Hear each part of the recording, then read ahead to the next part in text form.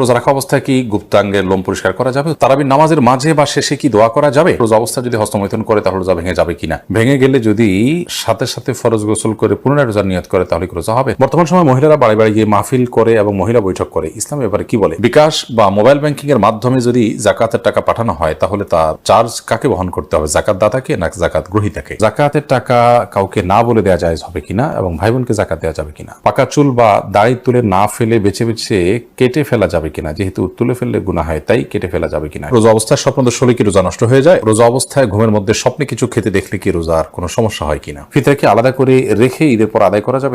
সর্বপ্রথম যে প্রশ্নটি আমি দেখতে পাচ্ছি সেটি হলো, রোজা অবস্থায় ঘুমের মধ্যে স্বপ্নে কিছু খেতে দেখলে কি রোজার কোনো সমস্যা হয় কিনা? রোজা অবস্থায় স্বপ্নে যদি আমরা কোনো কিছু খেতে দেখি তাতে আমাদের রোজার কোনো ক্ষতি হবে না। স্বপ্নে শুধু খেতে দেখা নয়, অন্য যাই দেখে না কেন, স্বপ্নে দেখা বিষয়গুলো যেহেতু বান্দার এখতিয়ারাধীন নয়, ইচ্ছাকৃত মানুষ স্বপ্নে দেখে না সাধারণত, যার কারণে এটার কোনো দায় বান্দাকে বহন করতে হবে না। বিধায় রোজা অবস্থায় স্বপ্নে আমরা যাই দেখি না কেন তার জন্য আমার রোজা ভঙ্গ হবে না। এরপর প্রশ্ন হলো, জাকাতের টাকা কাউকে না বলে দেওয়া যায় হবে কিনা এবং ভাই বোনকে জাকাত দেওয়া যাবে কিনা? ভাই বোন তারা যদি প্রাপ্তবয়স্ক হয়ে থাকে, অভাবী থাকে, জাকাতের হকদার থাকে, তাদেরকে অবশ্যই জাকাতের টাকা দেওয়া যাবে। জাকাতের টাকা দিয়ে তাদেরকে স্বাবলম্বীও করে দেওয়া যাবে এবং জাকাতের টাকা দেওয়ার সময় জাকাত যিনি নিচ্ছেন তাকে না বলেও দেওয়া যাবে। আপনি মনে মনে নিয়ত করলেন জাকাত দিচ্ছেন, তাকে বললেন যেটা আপনি খরচ করেন, আপনি নিয়ত করলেন জাকাত থেকে দিচ্ছেন, এটা যথেষ্ট হবে। তাকে বলে দেওয়াটা এটা আবশ্যক কোনো বিষয় নয়। রমজান মাসে গুনাহ মাপের আমল ও দোয়া কি জানালে উপকৃত হব?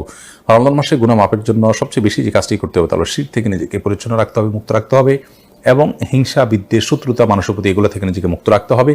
সেই সাথে আল্লাহ রাব্বুল আলামিনের কাছে কায়মুর বাক্যে দোয়া করে যেতে হবে। এটি হলো রমজান মাসে দোয়ার কবুলের এবং আল্লাহর কাছ থেকে ক্ষমা লাভের জন্য সবচেয়ে বড় মাধ্যম। এই বিষয়টি করতে হবে, অপরাধ থেকে, গুনাহ থেকে বেঁচে থাকার চেষ্টা করতে হবে। এরপরে প্রশ্ন হলো, রোজা অবস্থায় স্বপ্নদোষ হলে কি রোজা নষ্ট হয়ে যায়? উত্তর হলো না, রোজা অবস্থায় স্বপ্নদোষ হলে রোজা ভঙ্গ হয় না। একটু আগে আমরা বলেছি, স্বপ্নে যাই কিছু দেখুক মানুষ, তার জন্য বান্দাকে কোনো দায়বদ্ধতা বহন করতে হয় না। তবে স্বপ্নদোষের ফলে যদি বীর্যপাত হয়ে থাকে তার ফলে গোসল ফরজ ঠিকই হবে। এছাড়া স্বপ্নদোষের কারণে রোজা ভঙ্গ হবে না। বর্তমান সময় মহিলারা বাড়ি বাড়ি গিয়ে মাহফিল করে এবং মহিলা বৈঠক করে। ইসলাম এবারে কি বলে? মহিলাদের মধ্যে দিন প্রচারের কাজ, দাওয়াতের কাজ করতে পারেন, সেটা শরিয়ার সীমানার মধ্যে থেকে পর্দার বিধান মেনে অভিভাবকদের অনুমতি সাপেক্ষে এবং যদি তারা নিজের জায়গা থেকে তারা দাওয়াতের কাজ করতে পারেন, আজকাল মোবাইলে অনলাইনে বিভিন্ন করা যায়, সেক্ষেত্রেও যদি সীমালঙ্ঘন না হয় সেটি তারা করতে পারে না। অনেক মহিলারা এই জাতীয় তালিমের মধ্যে মাশগুল হয়ে নিজের সন্তান, স্বামী, সংসার এগুলো থেকে তারা অনেকটা উদাসীন হয়ে যান, যেটা অনুচিত।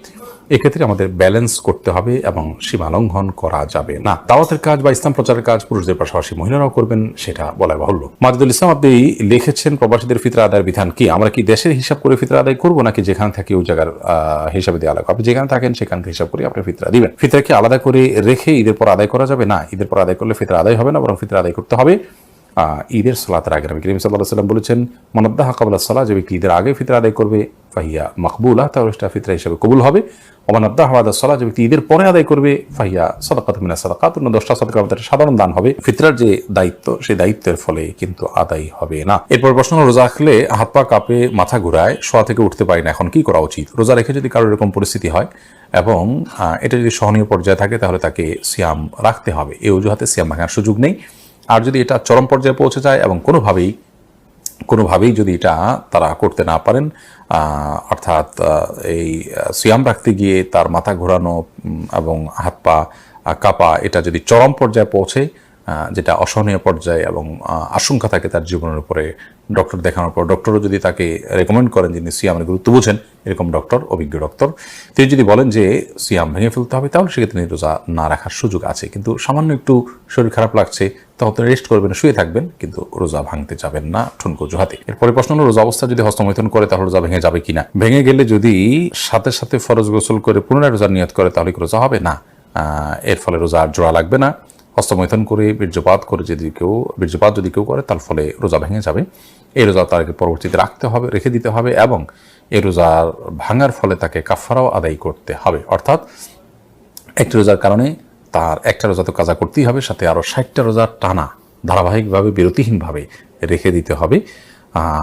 এটি তার জন্য একরকম শাস্তি এবং এটি জঘন্য অপরাধ বটে, যার কারণে আল্লাহ মাফ করুক। এ ধরনের অপরাধ থেকে আল্লাহ তাআলা হেফাজত করুন এবং এই ধরনের অপরাধ থেকে আমাদেরকে বেঁচে থাকার মতো ইমানের শক্তি তাকওয়া আল্লাহ তাআলা আমাদেরকে দান করুন। এরপরে প্রশ্ন হলো, মানুষ মারা গেলে লাশের পাশে কোরআন পড়া যাবে কিনা? লাশের পাশে কোরআন পড়ার কোনো নির্দেশনা কোন হাদিসে আছে বলে আমরা জানি।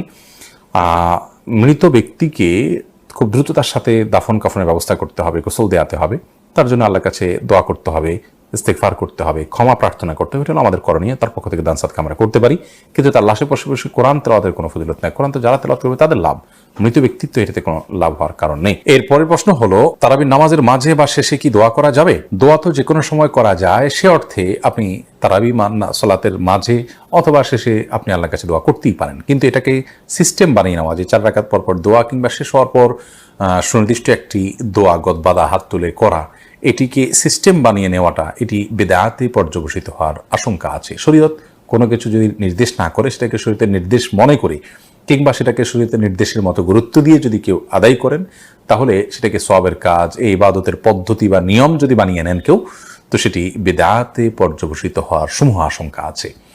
আপনি নিজে থেকে এমনি কখনো দোয়া করলেন, কখনো করলেন না, সেটা একান্ত আপনার ব্যক্তিগত বিষয়, কিন্তু সুনির্দিষ্ট দোয়ার ফরম্যাট ঠিক করে নেওয়ার কোনো সুযোগ কিন্তু নেই। এরপরে প্রশ্ন হলো, বিকাশ বা মোবাইল ব্যাংকিং এর মাধ্যমে যদি জাকাতের টাকা পাঠানো হয়, তাহলে তার চার্জ কাকে বহন করতে হবে, জাকাত দাতাকে না জাকাত গ্রহীতাকে? গুরুত্বপূর্ণ প্রশ্ন। মোবাইল ব্যাংকিং এর মাধ্যমে অথবা যে কোনো উপায়ে যদি আপনি জাকাত অভাবী মানুষের কাছে পাঠান, তাহলে জাকাত দাতা হিসাবে এটার খরচ আপনাকে বহন করতে হবে, জাকাত গ্রহীতাকে এর খরচ বহন করতে হবে না। জাকাত গ্রহীতা যদি এসে আপনার কাছ থেকে জাকাত নিয়ে যায়, সেটা সম্পূর্ণ স্বতন্ত্র বিষয়, তার খরচ তিনি বহন করবেন। বাট আপনার দায়িত্ব হলো, আপনি যখন তার কাছে জাকাত পাঠাবেন তখন পাঠানোর খরচটা আপনাকে বহন করতে হবে। ধরুন 10,000 টাকা আপনি বিকাশ করেছেন অথবা এম ক্যাশ করেছেন কিংবা নগদ উপায় বা আরও যে সমস্ত মোবাইল ব্যাংকিং এর ব্যবস্থাপনা আছে কিংবা অন্য কোনো উপায় আপনি পাঠালেন, এই পাঠানোর ক্ষেত্রে যে খরচটা হবে সেই খরচটা আপনাকে সাথে দিয়ে দিতে হবে। 10,000 টাকাটার সাথে অতিরিক্ত খরচের টাকাটা আপনাকে দিতে হবে, অর্থাৎ যাতে নিট 10,000 টাকা গরিব মানুষ উত্তোলন করতে পারে আপনার জাকাত থেকে। যদি আপনি এটি না করেন, তাহলে সেক্ষেত্রে আপনার জাকাত থেকে যে পরিমাণ টাকা কস্ট হিসাবে বা চার্জ হিসাবে কাটা হবে, সে পরিমাণ টাকা আপনার জাকাত থেকে অনাদায় থেকে যাবে, সেটি আবার আপনাকে আদায় করতে হবে। ধরুন 10,000 টাকা উত্তোলন করতে তার 1,000 টাকা খরচ হলো ফর এক্সাম্পল, তাহলে অথবা 100 টাকা খরচ হলো কিংবা 200 টাকা খরচ হলো, এই যে টাকাটা খরচ হলো, এই কয় টাকা আপনার জাকাত থেকে কম আদায় করা হলো, কারণ গরিব এই 200 টাকা কম পেয়েছে, 9,800 টাকা পেয়েছে হয়তো, কথার কথা। তো সেজন্য জাকাত দাতাকেই পাঠানোর খরচ বহন করতে হবে। এরপরে প্রশ্ন, রমজান মাসে দৈনিক ওজিফা হিসেবে কোন কোন সূরাগুলো পড়বো? রমাদান মাসে পড়ার জন্য সুনির্দিষ্ট কোনো সূরা আমার জানা নেই যে অমুক অমুক সূরাই শুধুমাত্র পড়তে রেকমেন্ড করা হয়েছে। আল্লাহ তাআলা এই মাসে কোরআন নাজিল করেছেন, বিধায় গোটা কোরআনই বেশি বেশি করে তেলাওয়াত করা উচিত, বুঝে পড়া উচিত, কোরআনের মর্মচর্চা করা উচিত, কোরআন শোনাশুনি করা উচিত। নিজে তেলাওয়াত করবেন, আরেকজনকে শোনালেন, আরেকজনকে তেলাওয়াত করলেন, নিজে শুনলেন, এরকমটি রমাদানে করা উচিত। বাট রমাদান মাসে কোরআন কারীমের তেলাওয়াতের জন্য সুনির্দিষ্ট কোনো অংশ ফিক্স নেই যে এটুকুই তেলাওয়াত করবেন বা এই সূরা বারবার পড়বেন, বরং গোটা কোরআনই আপনি তেলাওয়াত করার চেষ্টা করবেন। পুরো কোরআন যদি পড়ে শেষ করতে না পারেন, আপনি চেষ্টা করবেন কোরআনের মধ্যে থাকার, কোরআনের মধ্যে সেটা কোরআন পড়তে পড়তে আপনি মাঝামাঝি যান বা যতটুকু যান গেলেন, কিন্তু কোরআনকে আপনি পড়ে এবং কোরআনকে সময় দিয়ে আপনি রমজান কাটানোর চেষ্টা করবেন। সুনির্দিষ্ট কোনো অংশই পড়বেন এমন কোনো রেকমেন্ডেশন কোরআন হাদিসে আছে বলে আমাদের